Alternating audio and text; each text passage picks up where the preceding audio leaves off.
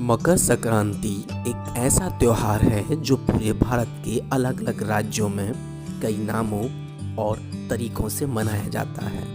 उत्तर भारत में इसे मकर संक्रांति कहा जाता है तो यही तमिलनाडु में पोंगल के नाम से मनाया जाता है, जबकि गुजरात में इसे उत्तरायण कहा जाता है, असम में इसे मागी बिहू कहते हैं, कर्नाटक में सुग्गी हब्बा, केरल में मकर विकलू और कश्मीर में इसे शिशुर संक्रांत के नाम से जाना जाता है।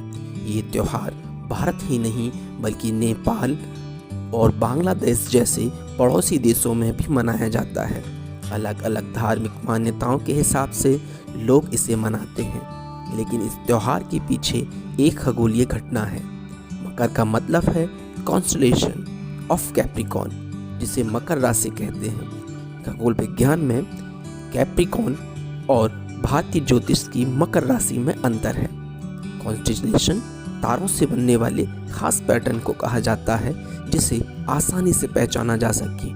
प्राचीन काल में प्रत्येक सभ्यता में इनके आकार के हिसाब से इन्हें अलग अलग नाम दिए गए हैं। संक्रांति का मतलब होता है ट्रांजिशन, यानी सूर्य का मिथुन राशि से मकर राशि में प्रवेश, यानी सर्दियों की सबसे लंबी रात 22 दिसंबर के बाद विंटर सोल्स्टिस के बाद यह आता है।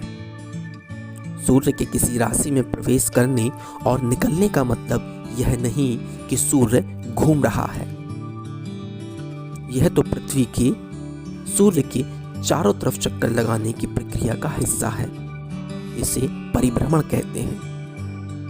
पृथ्वी का सूर्य को एक चक्कर पूरा करने में 365 दिन अर्थात 12 महीने का समय लगता है। इसका आसान भाषा में ये मतलब है कि सूर्य किस कॉन्स्टलेशन के सामने आ गया।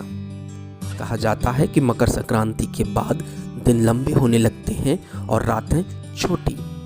ये बातें तकनीकी तौर पर सही है, क्योंकि उत्तरी गोलार्ध यानी नॉर्दर्न हेमिस्फीयर में 14 और 15 जनवरी के बाद सूर्यास्त का समय धीरे धीरे आगे खिसकता जाता है और फिर आती है 21 मार्च की तारीख। इसे इक्विनॉक्स कहते हैं।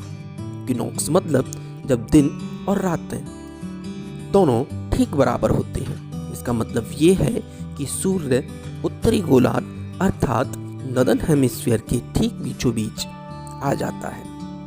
सूर्यास्त का समय धीरे धीरे आगे खिसकने का मतलब है कि सर्दियों का कम होना और गर्मियों का बढ़ना, क्योंकि सूर्य नॉर्दर्न हेमिस्फीयर की सीध में अधिक समय तक रहेगा।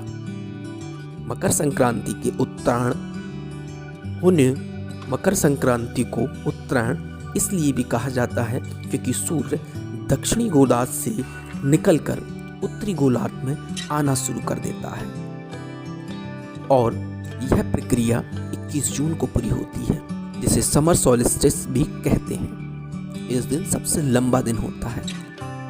वैसे भारत में प्रचलित सभी हिंदू कैलेंडर चंद्रमा पर आधारित है। यही वजह है कि हिंदू त्योहारों की अंग्रेजी तारीख बदलती रहती है।